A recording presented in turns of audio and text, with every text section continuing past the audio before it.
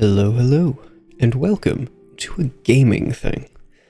I've made mostly Elder Scrolls content for a bit now, but I play games, man, as I've alluded to a few times in other videos.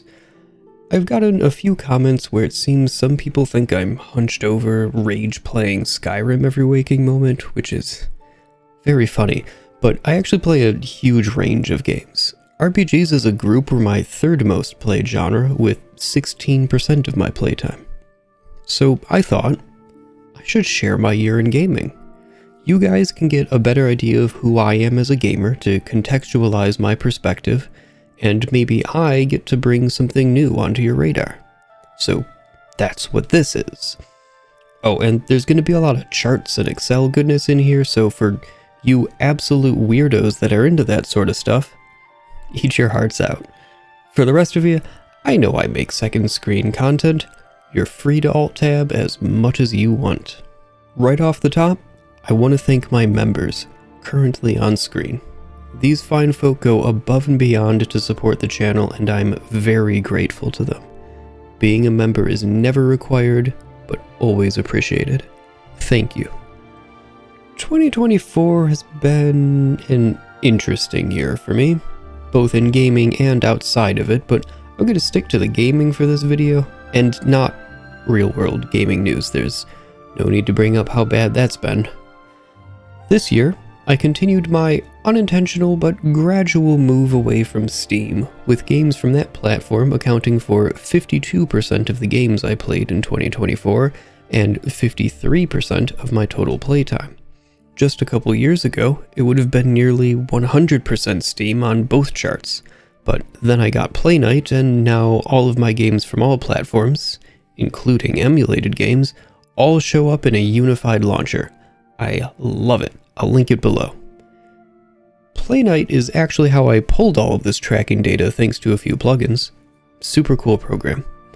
Anyway, I've rambled enough about stats. There's 103 games on my screen. You came here for a tier list.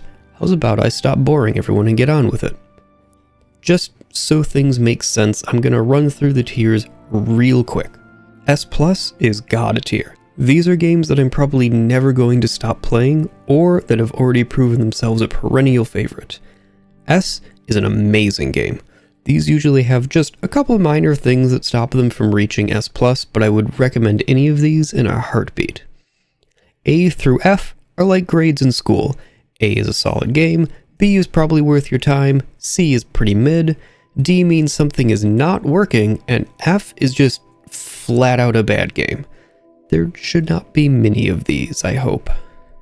DTR stands for Decline to Rate.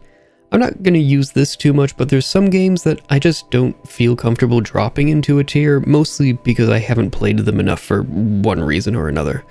When I use this, I'll explain why for each game I add to it. These will make sense as we get to them.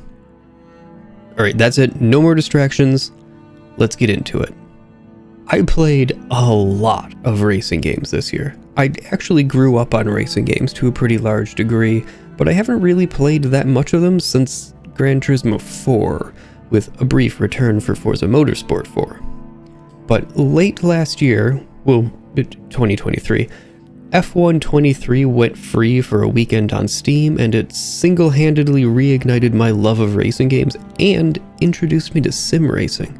I did a bunch of revisiting old favorites and exploring new games, but there's one category I want to get out of the way because sim racing is kinda its own thing. So let me dig those games out of the list here. Oh, this is gonna be a thing. Where are the boys? There. I'm gonna start with F1 23 because it's the game that turned me on to sims and honestly into motorsports in general. It's not the best sim. A lot of people would argue it's not a sim at all, but it's approachable and it plays well with a controller. I recommend trying this when it goes free for the weekend on Steam sometime in November, if that tradition holds. I ended up clocking 105 hours this year by following the real-life F1 schedule. Super cool, by the way. You get to know the tracks really well, and then you have that knowledge while you're watching the races. This gets an A. iRacing. I'd argue it isn't really a game because it doesn't present itself as one. You can interact with it like one, but it is a networked motorsports simulation first and foremost. There's a reason it's the dominant title in the space. I need to get on iRacing more, I just haven't had the time. Still managed 162 hours this year though. My iRating is 1300, considering I got into sim racing less than a year ago and I've only done 27 races. I'm okay with that. It's not embarrassing. We'll see where I end up next year. This gets an S. No one else does sim racing quite like iRacing. Ooh, Dirt Rally 2.0. I mean, this game is great. I think it's going to be remembered for years as one of the greats of the rally genre. I'm going to give it a B, because the UI is kind of not great and the content is kind of thin, or at least poorly presented. Assetto Corsa. I'm going to get some flack for this, but I'm giving this a D. It has a very mature modding scene that does some really cool stuff with it, but the game as shipped is... I mean, it's basically an empty shell. RaceRoom. I am going to decline to rate this one because I don't even have an hour in it and you really gotta sit with a sim for a while. That said, it's free to play, it works well with a controller, and it's pretty approachable. Good way to dip your toes into the scene if you're interested. Assetto Corsa Competizione. Sorry, you have to say it like that. It's in the end user license agreement. Go on, look for it. You won't. It's good. Great physics model, force feedback is detailed, looks gorgeous. I'd play it more if I wasn't already waist deep in iRacing. A. And the last sim, maybe isn't. It's an indie project and it wants to be a sim, but the physics aren't quite there. Still, it's going for that angle. What RaceLeague has that's interesting is a track editor. It's got a lot of rough edges, but it's still in early access and I look forward to seeing it grow and improve. But looking at it in its current state, I have to give it a D. It's worth checking out if you're interested, but it's just a bit too rough at the moment for me to give it an unqualified thumbs up. If the devs somehow see this, I want to tell them this is a wait and see rating, not a negative rating. I have faith. Game's got good bones. Keep it up. Since we're here and in the interest of time, I'm giving Gran Turismo 1, Gran Turismo 2, and Gran Turismo 4 all A rankings. This franchise is legendary in the console simcade space. I'm currently working my way through 100% runs of the first 4 games. I've finished GT1 so far, took about 40 hours, and I'm already planning on making videos about them because this franchise is fascinating from a sim racing perspective. So hit that subscribe button to know when those start going live. I'm also going to bring up MotorTune Grand Prix, and some of you will know why. I'm giving this a decline to rate though, because 40 minutes isn't really enough time. I will be talking about this game on the channel eventually though. I just found Forza Motorsport, the new one, and this garbage gets a D. It knows what it did. Bombastic. Bombastic is... well, it's an obscure PS2 game I played when I was younger. It's also a puzzle game that I've shown many people by this point, and it doesn't click for most people. You're a little devil running around on a field of dice, and you can roll those dice around to make groups of 3 3s, 4 4s, 5 5s, and so on. Bombastic is the last game in the series and has 3 modes. I like Jumbo, which is the mode from the second game and is probably the hardest to get a grip on because it adds a 3rd dimension to the board and actions that let you access it. I'll play some footage of that mode. There's also Classic, where there's only 1 layer of dice and they slowly sink into the board, and Bombastic mode, where the dice eventually explode and chain reaction off of each other. It's chaotic and very fun. I'm giving this a B. A high B. It's just a little too hard for people to get into in my experience, or it'd be an easy A at least. Ooh, Ridge Racer on the PSP. Yeah, this game is great. I don't really have much more to say. It's classic Ridge Racer stuff, still plays great today. encourages mastery like any good arcade racer should. I give it a B. Osu is a weird one. I only play the kind of Guitar Hero mode. I know Frets of Fire and Clone Hero exist, but the beat mapping community for Osu is much more prolific, and it's not all guitar focused. It's solid, but I wish the difficulty ratings had more granularity at the low level, because I'm bad at it. I still have fun though. B. Grid 2, solid racing game with satisfyingly weighty cars. It's good. A. Transport Defender is an incremental game that I just couldn't get into. I'm giving it a D. It just didn't work for me. CarX Drift Racing Online. I have about 20 hours total in this, and I should probably play it more. I mean, look at this thing. It's great. If you want to get sideways and don't care too much about simulation accuracy, CarX is the perfect ticket. It's just satisfying to chain together a full run, and the smoke effects are so good. More racing games need tire smoke that looks like this. I'll put some gameplay over this, you'll see what I mean. It's not without fault though. Unlocking new tracks can be very grindy, and the rotating challenge system to unlock cars reeks of attempted FOMO. Those are also basically the only progression system in the game, so it feels thin on content. What's there is great, but I think I have to give it a B. It's great if you know it's what you want. Ho ho ho, Palworld. I'm gonna get some hate for this, but I don't think it's very good. D. The base building stuff is neat and inspired me to play a series of focused base building games. We'll be seeing more of those later. BeamNG.drive and Plasma, which isn't really like BeamNG, but they're both not really games. I don't know where to put these. They're oranges among my apples. And I mean, that's delicious. I love citrus, but they can't be given a recommendation as games.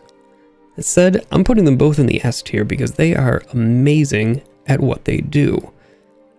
BeamNG probably needs no introduction, but it's a real-time soft-body physics sim with a focus on vehicle dynamics, and it is a playground.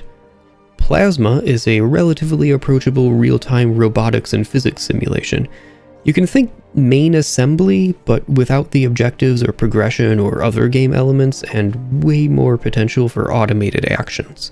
It's also free now, since the game was cancelled after entering early access. They're both great at what they do, but I can't recommend them to everyone. Ooh, WorldBox. Weird little thing. It's good at what it is, which is a sandbox god game. You can make maps and have stupid little factions go to war on them. I'll play some video of me doing that somewhere. I give it an A. Banished. Remember how I said that Palworld inspired me to play more base building, city building, resource management kind of games? Well, Banished is a very, very good one. This gets an easy A. Hot Wheels Burnin' Rubber is unremarkably competent, and that's about the best and worst of it. Sometimes I look up these old games and see if any of the developers are still active. The studio is still around, and they even list this game on their crunchy old website, but everyone that works on this game specifically seemed to have exited the industry by 2012. Well, despite my nostalgia, I'm giving this a C. Supercar Street Challenge. So I actually only played this for 29 minutes, but that was enough to reaffirm the hazy memory I had of it as a kid. It's kind of bad. This was the studio's first game and their only original game. After this, they became a porting house for Activision, which is where a lot of the developers ended up after the studio got shuttered in 2009. One of the devs is even credited on Black Ops 6.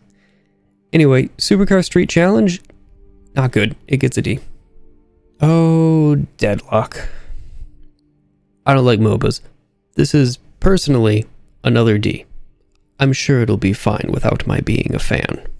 Flatout 2 is a game I played a ton of as a teen. Very stupid fun and still holds up today. I give it... You know what? I'll give it a B. It's a little light on content and some of the track designs aren't great. Oh, speaking of Flatout, here's Wreckfest made by the same devs. And it's basically the same game, just modern. It's good, it's just never pulled me in. I give it a B as well, but probably a bit under Flatout 2. I just found a couple of my favorite games. WipEout. The two WipEout games I played are WipEout Pure with the European DLC and the PAL exclusive special edition of WipEout 3. I have 55 hours in Pure, though most of those are from when I 100%ed it in 2023, and I have some untold number of hours on PSP. From 2024, I have 45 hours in WipEout 3 Special Edition. They are both absolutely stellar games, and I'm going to show footage of both of them because I think they're both kind of gorgeous. I should make a video about WipEout someday. Anyway, they both get an S+. Speaking of making videos about games, Starfield. I'm going to talk about it eventually, and oh boy do I have a lot to say about Starfield, but for now, I'm giving it an A. I want to be very clear that this is a personal rating, and I do not recommend it to most people. Destiny 2. I have a lot of good memories, and the core gameplay is still amazing, top of the industry stuff, but what a fall from grace this game has suffered. I'm giving it an S. I think that's where it deserves to be historically, but that's not where it is right now. Hope Bungie can break out of this slump. Splice. Weird puzzle game. It's okay. C. Manor Lords. This is a tough one, actually. I played the demo for several hours during a Steam Next Fest, but I've only played it for 5 hours this year, and that's not enough to rate, so I am declining to rate this one. WEBFISHING. WEBFISHING is a weird game to rate, because, like, the game isn't really the point, right? It's just a goofy social game where you can fill the screen with giant 2D fish at random. It's cozy and it's just good. I'm giving it an A. Know what you're getting, and it's good at being what it is. Oh, and Meow Meow Meows, here's the spreadsheet you wanted to see. I kind of stopped updating it because people just decompiled the code and looked at how the RNG works directly. Star Wars Battlefront 2. The new one. I got this game after the Fallout, and you know what? It ain't half bad. It's fine. B. Star Explorers. Weird little procedural sandbox RPG thing. I have not played enough of it to have anything constructive to say, so this is going in decline to rate. Tetris. I played 2 different Tetris games this year. Tetris Plus on the PS1 gets a C. It's an oddity, that's all. But Tetris Effect Connected is good stuff. 1, it's a technically competent modern Tetris game on PC, which is bizarrely difficult to find for some godforsaken reason. 2, it's absolutely drop-dead gorgeous in a way that you don't expect from a Tetris game. This is going right into S+. Rock Band. You know what this is. It does not like being emulated. I'm still going to give it a B because it delivers exactly what you expect out of it. Need for Speed Hot Pursuit is another game from my childhood that I revisited this year, but I only played an hour of it, and that's not enough. Decline to rate. Counter-Strike 2. It's fine, it's just not for me. C. Guitar Hero 3 is actually just good. I like most of the songs well enough despite not being a genre I really like, and it's sports controller, which I find way more comfortable. Guitar Hero 3 gets an S. Ballistic NG. Ballistic NG is a love letter to every generation of WipEout with multiple physics modes to match PS1, Fusion, and the modern HD era. It has all kinds of different retro rendering modes, it has Steam Workshop support with an active modding scene, and it's just generally an excellent game. If you've ever liked a WipEout game, you owe it to yourself to get this. S+, without a doubt. Crash Nitro Kart. This is the PS2 spiritual follow-up to Crash Team Racing, and it is not as well reviewed. I've only played 45 minutes of it, so this is a decline to rate for me. I didn't think it was that great, though. Very while I was playing it. Ooh, I found some cozy crafters in here. a lot of people are probably familiar with Townscaper, and I'll put some footage of it here. It's alright. It deserves credit for being kind of the vanguard of the genre. I give it a C, because it's very thin, even for a cozy crafter.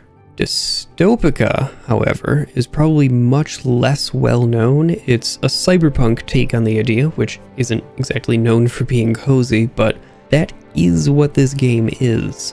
There should be footage of it going right now, and it's very pretty, with a lot of camera controls and a really smartly designed mix of manually placed objects and procedurally populated details.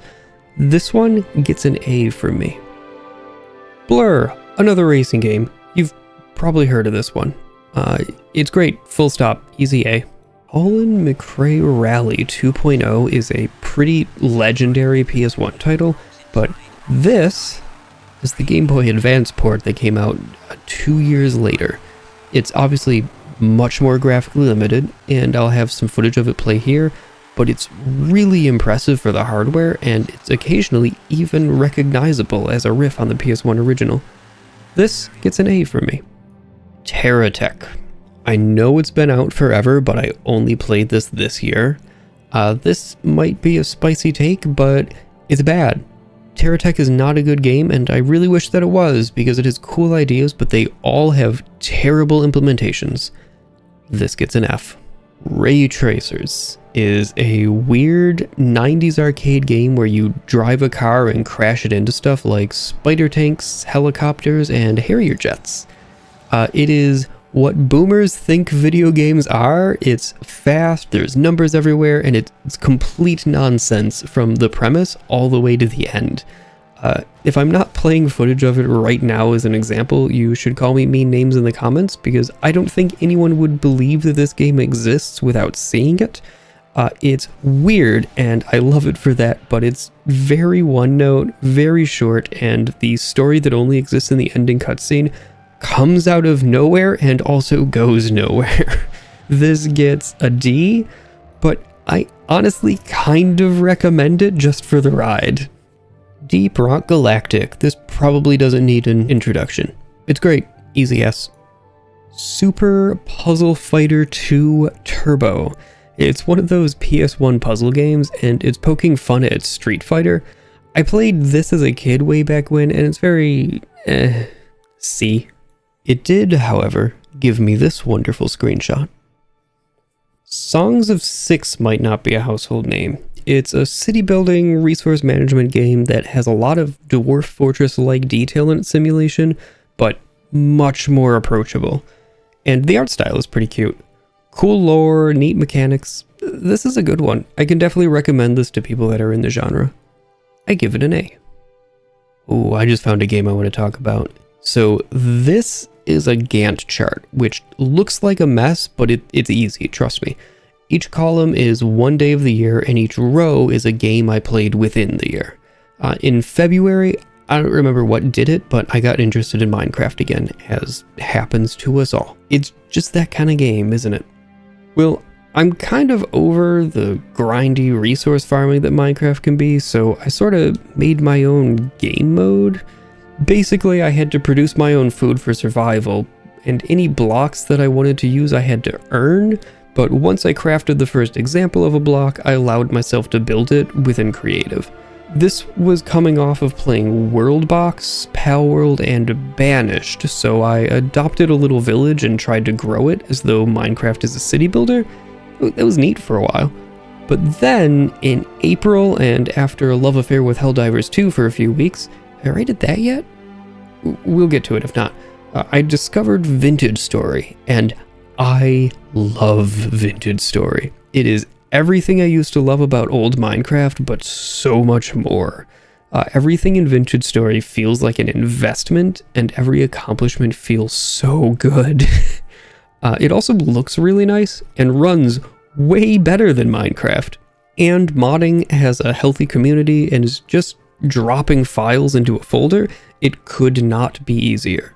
I dumped 370 hours into it, and the only reason I didn't play more is because I went on a hardcore racing game kick that pulled me out of it.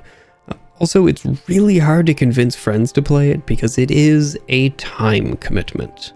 If you're feeling a little burned by Minecraft, I cannot recommend it enough. And I plan to make vintage story content on the channel now that 1.20 is out. Literally happened while I was working on this video. I'll wait for the quality of life mods I used to update, but shouldn't be long. I give Minecraft a B, and Vintage Story gets an S+. It's so good. And now for something completely different. Night Runner's Prologue. This is a racing game set entirely on Tokyo's Shuto Expressway, or at least a highway network that's highly evocative of it, and it's got some pretty crazy vibes. I'm gonna have a race start play here so you can see what I mean.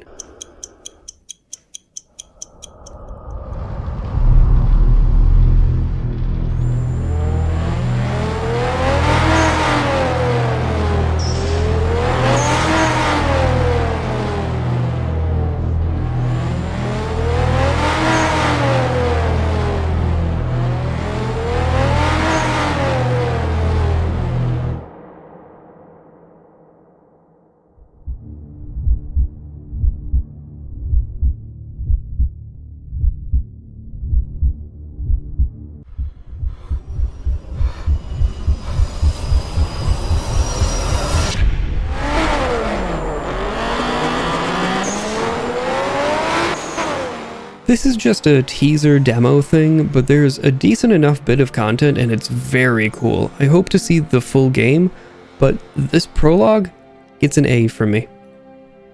Theme Park. Damn, this game is so much harder than I remember it being. The PS1 version has a mode where you can walk around your park in 3D. That was neat. Doesn't really hold up though. C. Here it is. The worst game of the year. My year, anyway, and it's not even close. Hot Wheels Velocity X is basically a Twisted Metal style game with timed racing segments to connect arenas, except the physics are terrible and the weapons are somehow worse. This is an easy F. Slash It 2! Yeah, I had to look up what this is because I forgot, so decline to rate. Crash Bash! This game gets a lot of crap. I don't think it deserves it. It's fine, nothing spectacular, but it's fine. A solid B. Reassembly is an old indie game I'm gonna have to sit down with before I have any meaningful thoughts on it. Decline to rate. Time Splitters Future Perfect is a grand game. It's a first-person shooter from 2005 with a map maker and a quirky personality that flew in the face of the serious sci-fi shooters of the day. It still holds up. B. It's really close to being an A for me, but yeah, I guess B. Roll Cage is a game I have been returning to ever since it came out on the PS1 in 1999. It's fast, it's furious, it's got style and energy like you would not believe, and the music is nothing but drum and bass bangers. The physics are also kind of touchy and weird, so I'm giving it a B. It's a high B, though. If you're into retro arcade racers, this is a great one. And a few years ago, it got a spiritual successor in the form of Grip, which was on Kickstarter when that was a thing that got news coverage. I haven't really put much time into it since like a year before it exited early access, so this is a decline to rate. Sorry. I would say that I'm planning on playing it soon, but I just learned that Roll Cage Redux exists, so I'm probably going to play that instead. Speed Punks is one of those dime a dozen PS1 kart racers. It's okay, unremarkable. C. Project Wingman. I have 2,500 words of a script written for a video about this saved somewhere. Maybe I'll finish it and make that video someday, because it's a really interesting game when viewed in terms of its relationship to Ace Combat and where that franchise was when Project Wingman was announced. Short version, it's faithful to the energy of Ace Combat and it has some novel ideas of its own, but strange writing and a couple really annoying missions bring it down to a B. It's a good B, but a B. When I played Sega Rally Championship on the GBA, it was as a technical curiosity more than anything else, which I would normally decline to rate. However, Sega opted to go with 3D rendering for handling the track in this game, and the Game Boy Advance isn't really capable of 3D, so the draw distance is terrible, and what's there is a pixelated mess that's nearly impossible to parse. For this grievous sin, it gets a D.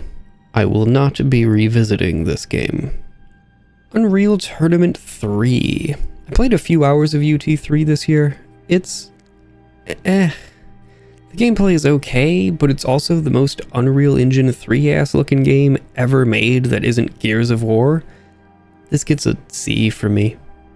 I knew this was in here somewhere. Colin McRae Rally 2.0 on the PS1, the original. It's great. It's irrefutably a legend in the genre, and it still holds up today. Approachable physics with a good sense of weight to the vehicle and the persistent damage across stages is a delicious cherry on top. So good. This gets an easy S.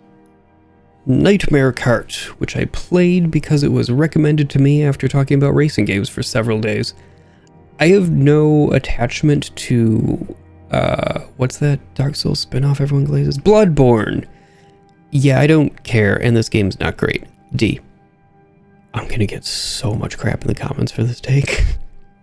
Bolt Gun. I love the aesthetic, and it's got charm in great heaping mounds, but I found the difficulty wildly uneven, which made playing it a frustrating experience where the juice just wasn't worth the squeeze. Bolt Gun is structured into these long linear sections that offer no challenge, punctuated by kinda platforming arenas that get flooded with enemies for several minutes, and there's not enough health pickups in them, so you have to pick your difficulty based on the arena fights, but that makes the rest of the game an absolute chore to go through, and you can't change the difficulty mid-run, so you have to entirely start over. It also runs impressively poorly, with huge stutters anytime a new asset gets loaded. This gets a D. I've come to realize that I like the aesthetics of boomer shooters, but my preferred flavors of FPS gameplay are more along the lines of Halo, Time Splitters, and Call of Duty.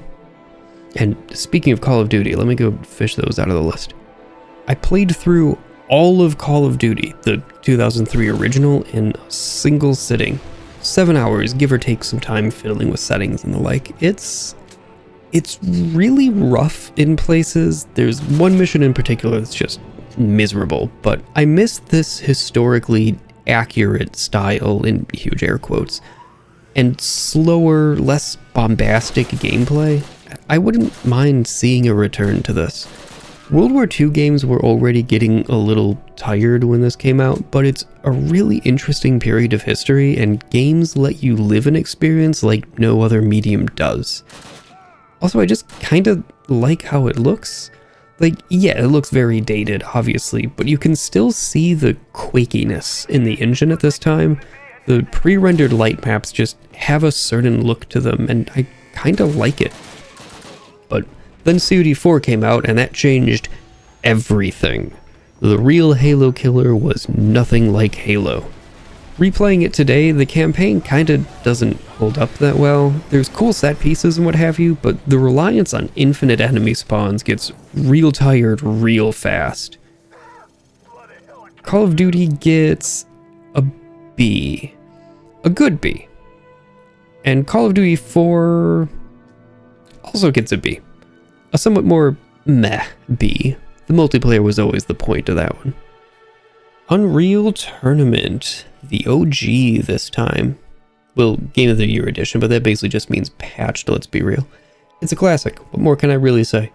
Kind of light on content by modern standards, and the friendly AI is garbage, so it gets a B. Still good though. So I just realized I put the Call of Duties onto S tier, even though I said B. They should actually be a B. I just switched them back. Don't worry about it. They're there now. Okay, goodbye. Red Faction. I briefly speedran this, and still have a run up on the channel, actually. And it's a solid game. Still has a surprisingly active multiplayer and mapping/modding community, and I hop on to play with them every once in a while. This gets a B. Helldivers 2. I have 82 hours in this game, and they're all from about the first 2 months after launch, so I really have no idea what the current state of the game is, but I know there's been some balance drama. Ignoring that, I give it an A for my time with it.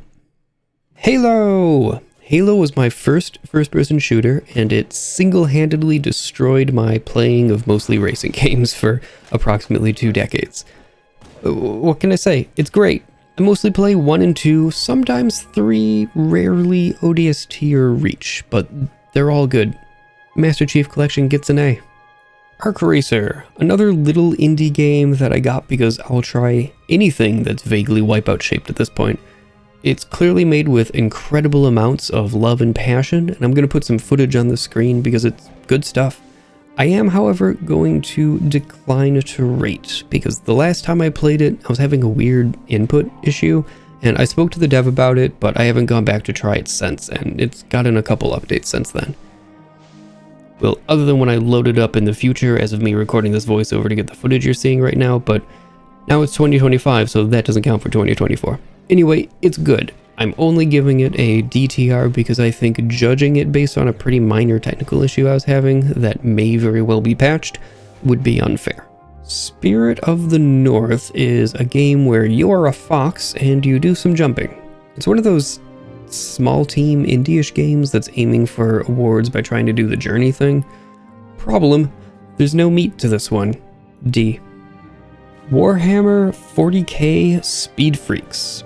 I'm going to show some footage of this one because it's a vehicle-based third-person shooter and it's super fun, but I honestly don't expect it to be around much longer. It's free to play, it deserves to live, the devs are very active. I give it a B in its current state.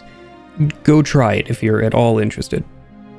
Oh, I just found 2 OG Xbox racing games, and unfortunately they both have emulation issues, so I will not be showing them off. Quantum Redshift is an anti-gravity racing game with a really different take on the physics as such, and it's really good, as long as you ignore the super awkward and unnecessary character cutscenes before each race in the campaign mode. It's good, though. I give it a B, and I recommend it without hesitation to genre wonks. The other one is Sega GT 2002, and I played this for a little as a kid, but Halo happened, so I didn't play that much of it. I have 5 minutes in the game from 2024 because it does this in an emulator.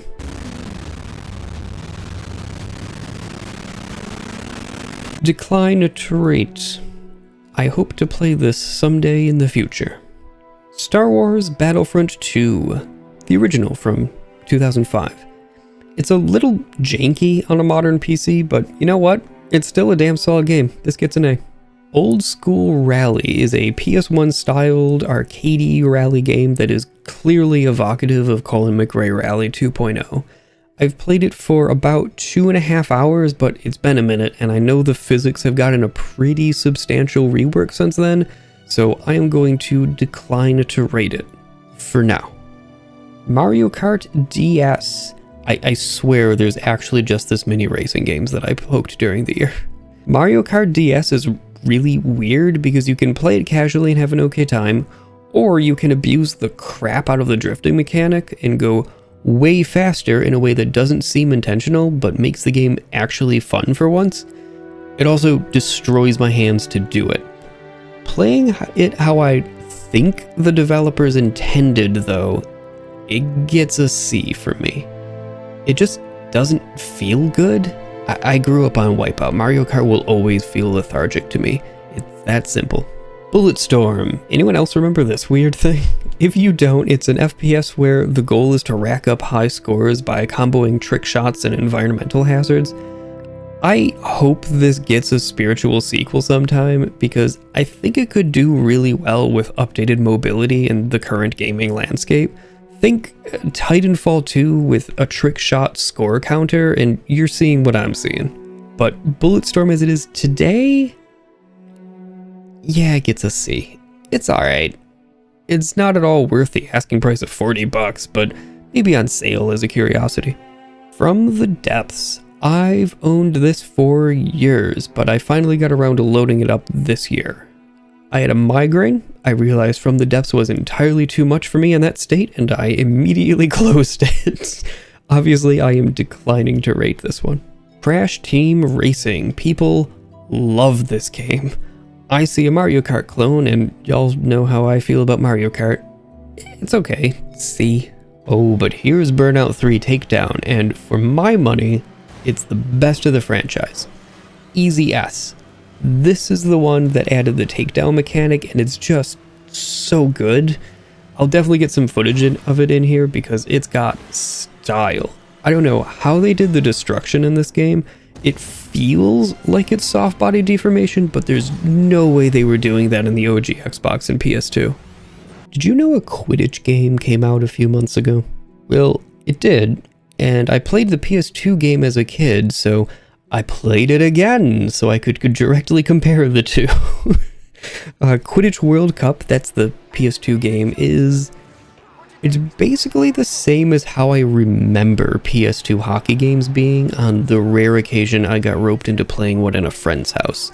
Like, it's different in that it's Quidditch, but it plays pretty similarly. I remember enjoying it as a kid, but it was dead easy then, and it's dead easy now.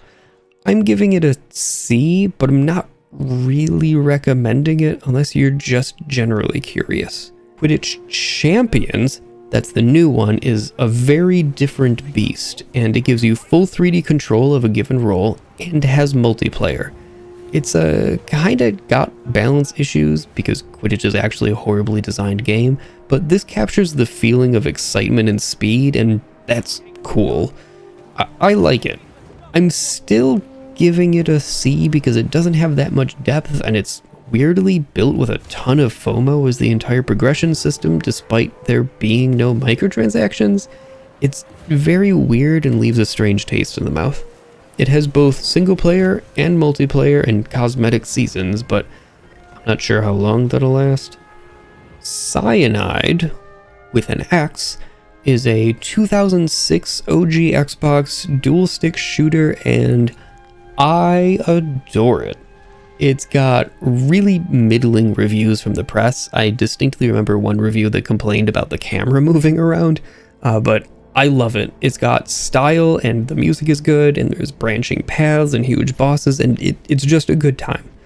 I may be somewhat biased because back when the servers existed, I was number 3 on the leaderboard.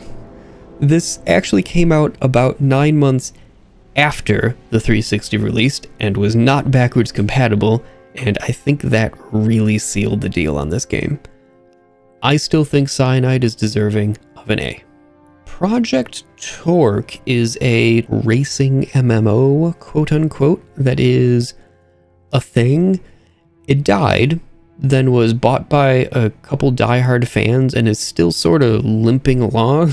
It has very low player counts, and if I'm being honest, it kind of deserves them. D.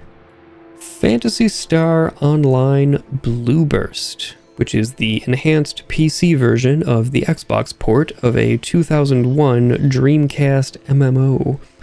Obviously, I love it. I play on the Affinia private server, and I cannot recommend that community enough. They are very welcoming to new players, and the game will obviously run on absolutely anything from the last decade or so. I actually only played about 10 hours this year, but I should really play more of it. I finally got my Uber that I was hunting for 17 years, my Heaven Puncher. I give it an A, but a high A, I think. No, S. PSO gets an S. Getting real close to the end now. I'm going to combine these two because I haven't played them enough to have a good opinion. Ray Storm and Ray Crisis Series Termination, which is a terrible name, and they're both 90s PS1 shmups. Decline to rate. Tecmo Stackers, weird PS1 puzzle game. C. I could talk about the original WipEout at length, and maybe I'll do just that in a video someday. It's pretty rough compared to the later games, but if you're interested in checking it out, I strongly recommend the Phantom Edition Fan Remaster. For now, it gets a B. And finally, The Elder Scrolls. Honestly, these are deserving of a nice, long, nuanced discussion, which is why the rest of the channel exists. So with that in mind, Daggerfall gets a B, Morrowind gets an S, Oblivion gets a B, and Skyrim gets a B. Okay, thanks, have a great day! If you made it to the end of this thing, I'm going to throw some charts that I didn't use elsewhere into the video during this outro, but thank you so much for sticking around. You're a real one, seriously, and I don't just mean for this video. I mean for the channel, because I know who's still watching. I never expected what this channel has become when I uploaded that first Morrowind video, so thanks for being here, really. You know how YouTube works. Like, comment, subscribe if you wanna. There's also a link to the Discord down below if you're so inclined. But at the end of the day, thank you very much for stopping by and lending me your ear. And, as always, have a great one.